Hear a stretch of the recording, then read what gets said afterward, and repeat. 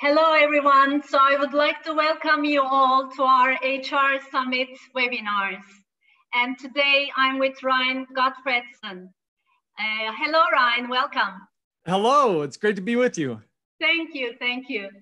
So, you know, on 10th and 11th of November, we have our 25th anniversary annual conference in Istanbul. And we are really looking forward to host you here in Istanbul and meet you with all the HR professionals in Turkey and also in this region. I'm really curious, how are you right now after all pandemic? So where are you? How are you? And how is everything going? So I'm in the United States. I live in Orange County, California, but I'm currently traveling and I'm in southern Utah at the moment. And I've been on a bit of a vacation to try to get away from everything COVID, as we're seeing some of the numbers spike up and some reclosures occurring. Yeah. So it's not the most ideal situation, but as I think we're going to be talking about is, I think it all depends on the mindset that we bring to challenging situations. So I think regardless of what's occurring in the world, we could look at it as though the sky is falling, or we could try to find the unique opportunities that are a part of that. And so that's really what I'm personally trying to do, and hopefully help others to do the same. Great, great. And health is the most, I think important thing that we have already realized. And I'm really glad that you are safe with you and with your family and healthy. So I was looking at your topic, and as I told you, I have come across your book when I was working on my book. And after all pandemic, I think mindset is the main thing that we will be talking for a while. And I'm sure you have a lot to share with us today and also at the conference. So what are you expecting in terms of a shift in mindset, maybe in the workplace, just before deep diving to agility and mindsets? What you can say, what you can share with us?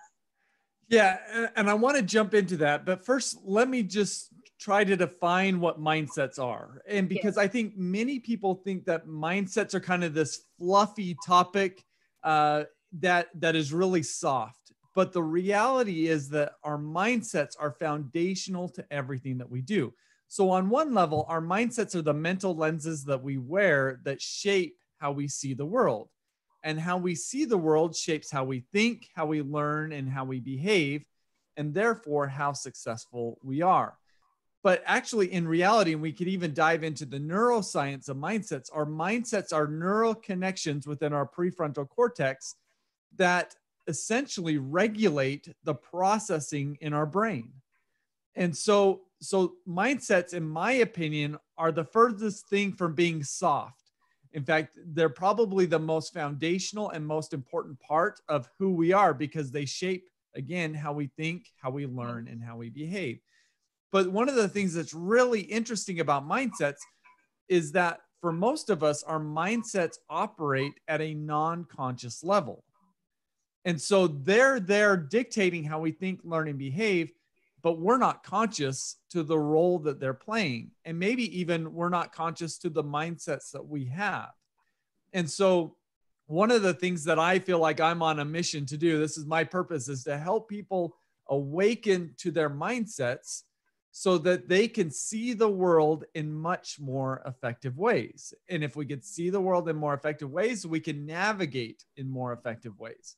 And so to go back to your question of what are we seeing in terms of when a world crisis is occurring, well, our natural inclination when any crisis occurs is to kind of be like a turtle who we pull our head back into our shells.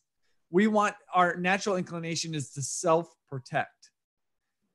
But the problem with this is that when we self-protect, we're taking on more of the negative mindsets.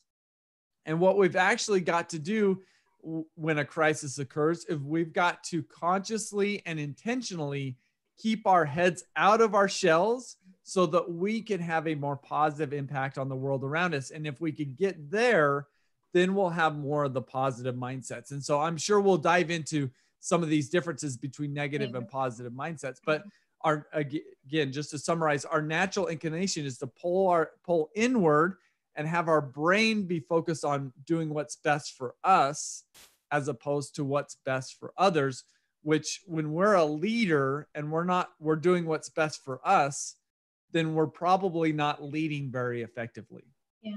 I think this is very important in terms of really being alone and in quarantine. Probably that negative thoughts about the future, about something that we thought we lost, maybe the freedom and everything. So it really maybe pushes us back in terms of having that negative mindset. So I'm really curious about the positivity and negativity in terms of mindsets. And if you can also share the big idea around your book, so Success Mindsets. So we are curious about it right now, and I think it's now time to share. No, yeah, thank you for asking. Yeah, as I mentioned, really, I feel like one of my purposes is to help people awaken to their mindsets. In order for this to happen, we need to be able to put labels on mindsets. Because if we don't have labels, we really can't introspect about them. And so I'm a leadership professor at Cal State Fullerton. And so when I've been doing leadership research, I've come across mindset studies. And what I found is that these mindset studies are showing really huge impacts on things like employee engagement, work performance, and even blood pressure. And so what I'm finding is that there's some really strong effects when we study mindsets. Well, that led me to ask the question, what mindsets do I need to have to be successful? And so I've sifted through almost any academic discipline where mindsets have been studied. And what I've found is that across psychology, management, marketing, and education, is there's 4 primary sets of mindsets that have been studied for 30 plus years. And each of these sets of mindsets have kind of been researched on their own in isolation from each other. And so what I have done is I've pulled these 4 sets of mindsets together into a single framework that allows people to better understand what mindsets are out there and what mindsets that they need to have. And so in terms of the framework that I've created is there's 4 mindsets, and then they range on a continuum from negative to positive. And our mindsets are going to fall somewhere along that spectrum. And so if we can awaken to where we are along that spectrum and have a better understanding of where the most ideal mindset to have, we start to empower people to make shifts in their mental lenses so that they could think, learn, and behave much more effectively. And so just at a very high level, these 4 sets are starting with the negative, and then the positive is fixed to growth, closed to open, prevention to promotion, and inward to outward. Great. So we know that Carol Dweck mindset was mainly, when I read her book, was mainly about school, about the children and school. And the thing that I see with your, in fact, success mindset is that in relation with the workplace and management and leadership. So is there anything that's, after when you researched in terms of door for success mindset, is there anything that you can share in terms of the leadership type that, that you see when you work? I know that you are also, mental coach and a leadership consultant. So when you are working with organizations and leaders, is there any specific, let's say, leadership type that falls into these 4, let's say, mindsets?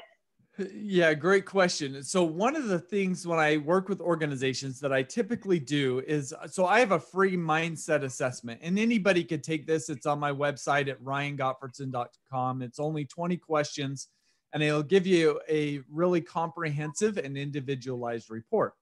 And so when I work with organizations, I'll have, maybe it's the leadership team or even the whole organization, take my mindset assessment, and then we'll aggregate these results up to the collective level to help them awaken to what's our collective mindsets and where do we need to go. And what I found, and this is really interesting because I've had about 10,000 people take my mindset assessment, and I compare organizations' results to this broader population of, or broader sample of 10,000 plus people. And for most organizations, they're on the negative side for at least 3 out of the 4 mindsets collectively. Now, different individuals kind of, there's different breakdowns, but for the most part, most organizations that I've worked with have much more negative mindsets than positive mindsets. And to make this come to life for you a little bit is, I think it's helpful to look at what are the desires that are the result of these mindsets that we have. And so I'm going to ask you a question, if that's okay. Can I put a question on you? Sure. Okay. So I'm going to give you 4 different desires, and you tell me if you think that society as a whole suggests that these are good desires to have. Is that okay? Yes. Okay. So here's the desire. First one is a desire to look good, a desire to be right, a desire to avoid problems, and a desire to get ahead. Would you say all 4? Yeah. So I think society tells us that these are good desires to have. Yeah. Because I mean, these are really easy to justify. Who wants to be wrong? Who wants to look bad, be wrong, have problems, and get passed up? Yeah. Well, nobody, right? But these desires are actually connected to the negative mindsets. And the reason for this is because we need to ask ourselves, where is the focus when these are our desires? So again, the desires are look good, be right, avoid problems, and get ahead. Right? Our focus is on ourselves. And so when we talk about being in self-protection mode, these are the desires that we take on, and we start to process our world through doing what is best for me, as opposed to what's best for my organization or the people that I'm leading. And honestly, I think one of the reasons why I focus on mindsets is because I've needed the most work on my mindsets. So I used to have very negative mindsets with fixed, closed, prevention, and inward. And once I was able to learn about the more positive mindsets, it became possible for me to shift my mindsets and develop different desires. So instead of having a desire to look good, I should have a desire to learn and grow. Instead of having a desire to be right, I should have a desire to find truth and think optimally. Instead of having a desire to avoid problems, I should have the desire to reach goals. Instead of the desire to get ahead, I should have a desire to lift others.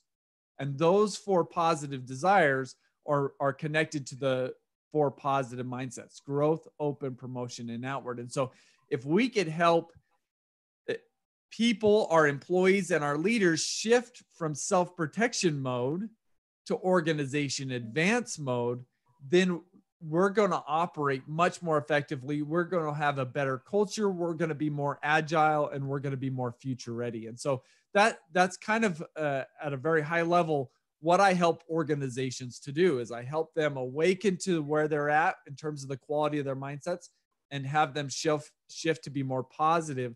So they're more focused on advancing the organization than on protecting themselves.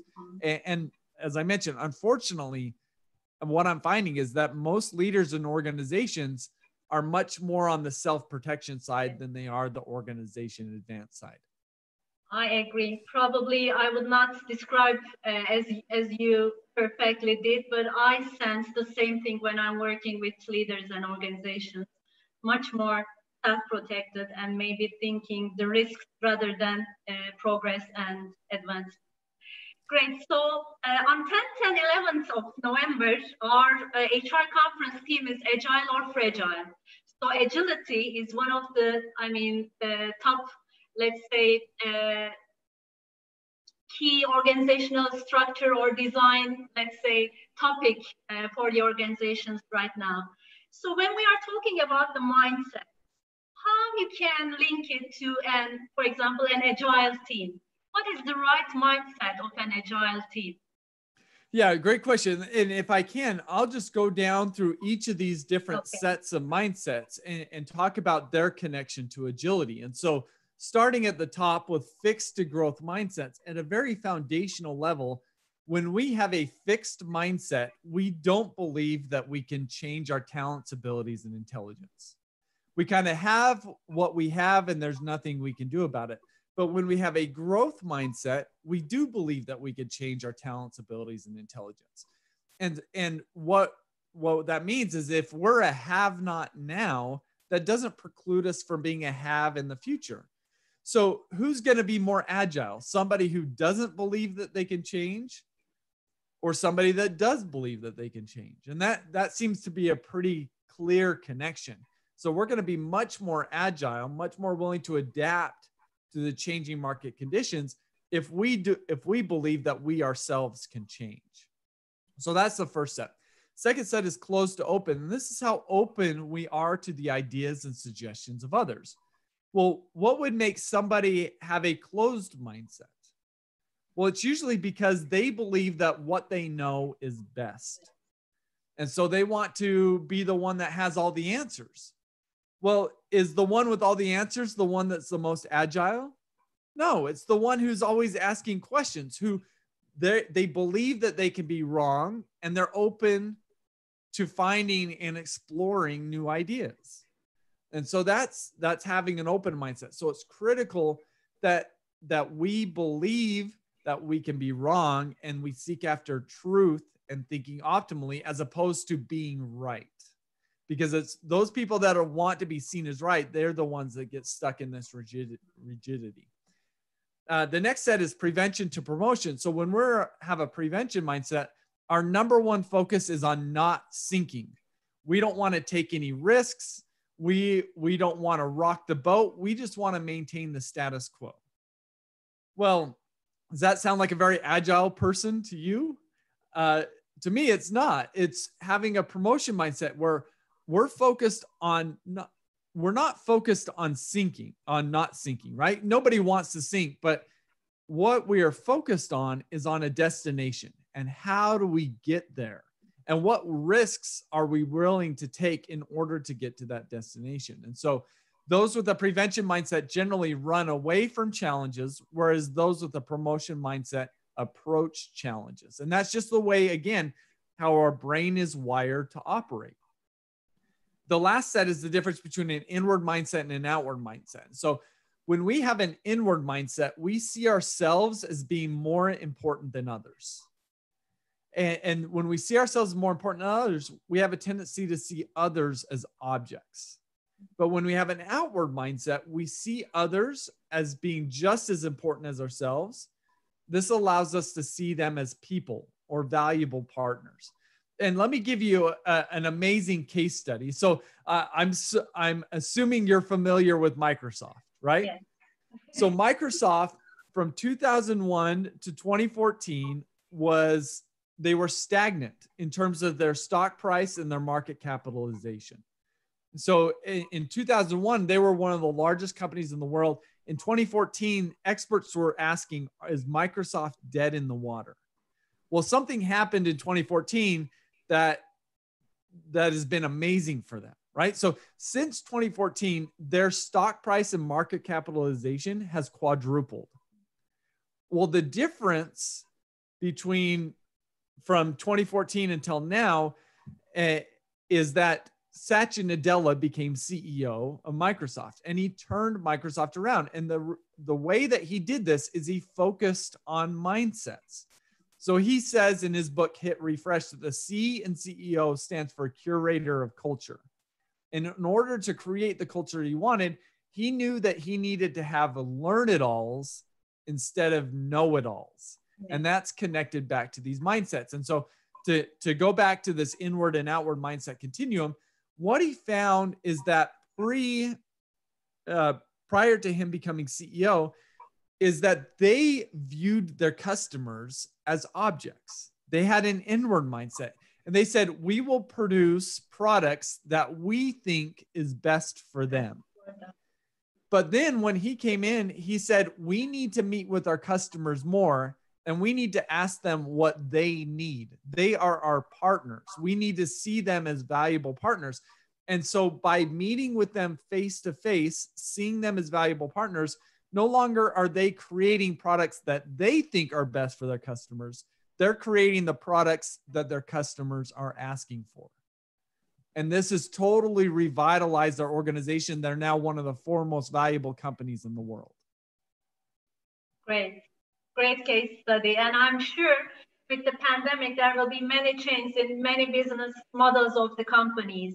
And with that mindset, I think it will be much more easier for them maybe to have that shift and change in their culture accordingly. So when we think about the agile organization and agile teams, it is a mindset and culture issue. I always, as a Management Center Turkey, we believe in that. So, and the leaders, as you gave in your case study example, is crucial in terms of creating or enabling the agile mindset, and also HR professionals. So do you have any suggestions how leaders or HR professionals can enable those mindsets within the organization? Yeah, great question. And that's really where the rubber meets the road, right? And what I find is that when most organizations I've worked with, and they want to become more agile, usually where they primarily focus is on changing policies or changing the structure or changing the work environment to, let's just say an open office space.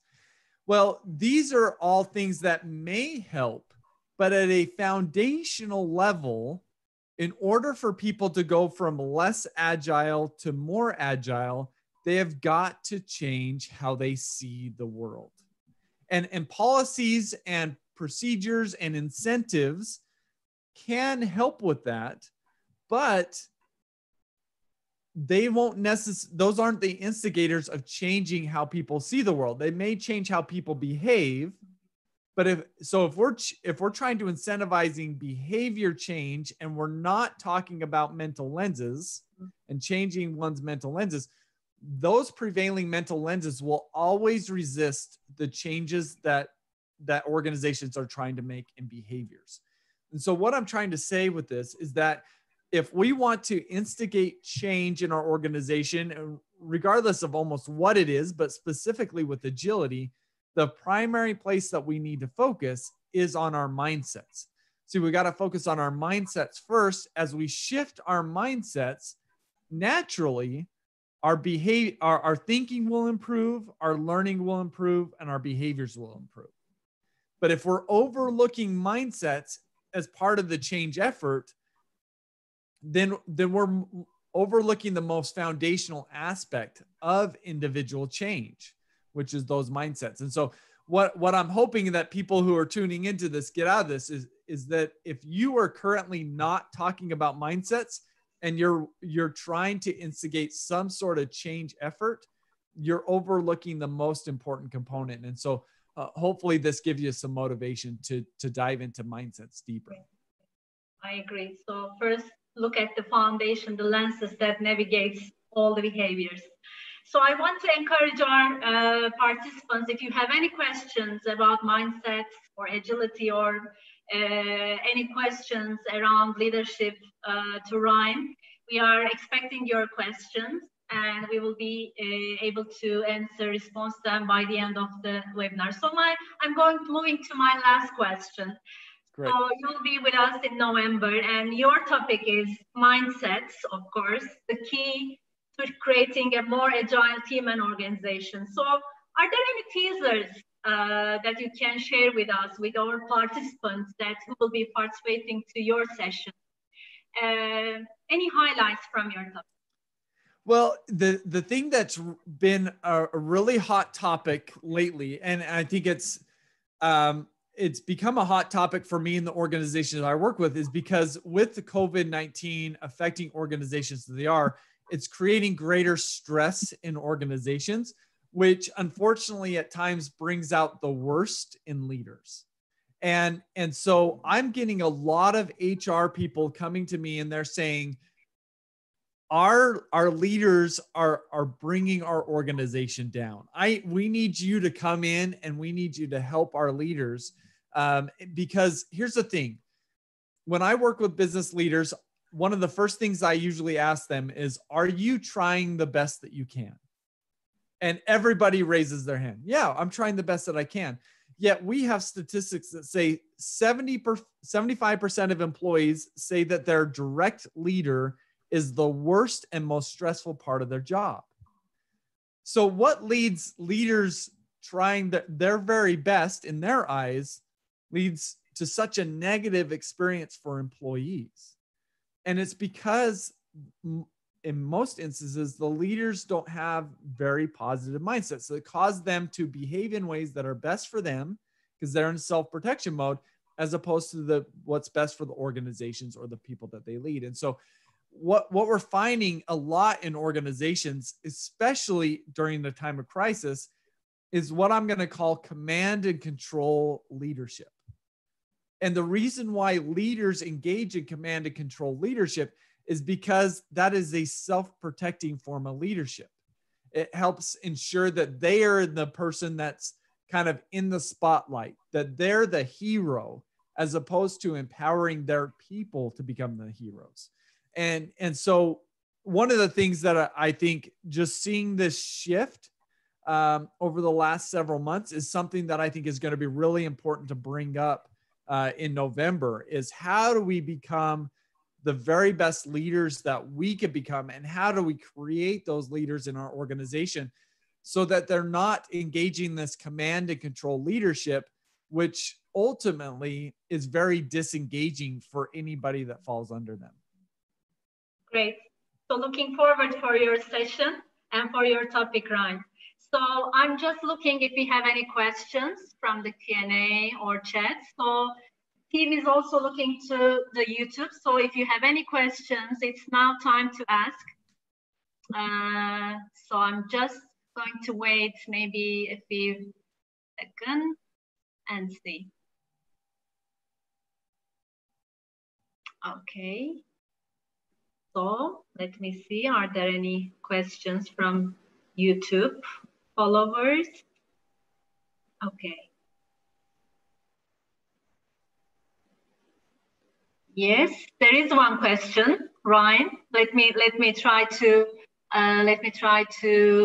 pass the voice of our participant. So yeah, mindsets are really crucial. You described as the lenses. Are there any do's or don'ts, how we can shift the mindset or how we can work on our mindsets? Really yeah, great question. Yeah, no, great question. I probably should have mentioned that earlier. So this is great. So I think that shifting our mindsets isn't too different than learning how to count to 10 in a different language.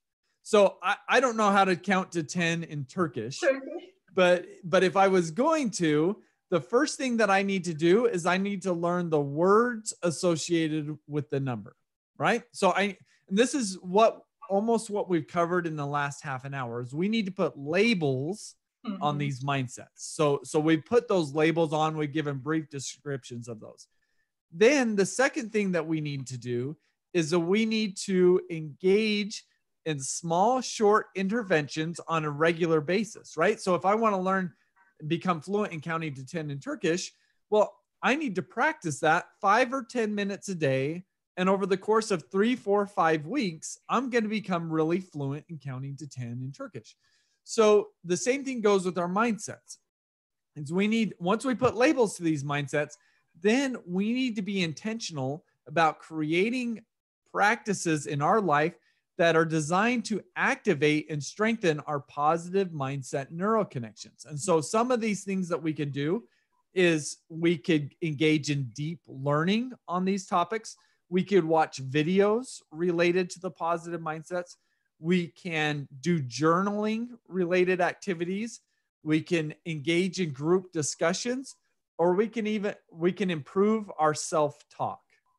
So these are all examples. And if you're interested, you could take my mindset assessment and it'll provide you with some of these resources or specific resources for each of these different sets of mindsets, of what these small, short interventions that you can engage in to activate and strengthen those positive mindset neural connections. Essentially, what we're doing is we're teaching our brain a new language about how to process the world. And so that's why I think that analogy of learning how to count to 10 is a good one. It's not the easiest thing in the world, but it's surely doable. It's just being intentional about it. Yes, exactly. It's encouraging. Thank you, Ryan. This was really a great conversation. Thank you for your time in your vacation time, sharing your thoughts and also the highlights of your topic at the HR conference on 10th and 11th of November in Istanbul. Looking forward to see you and meet you here. No, that'd be great. Yeah. Thank you so much for having me on. It's been fantastic. Thank you. Have a great day. Likewise. Bye-bye.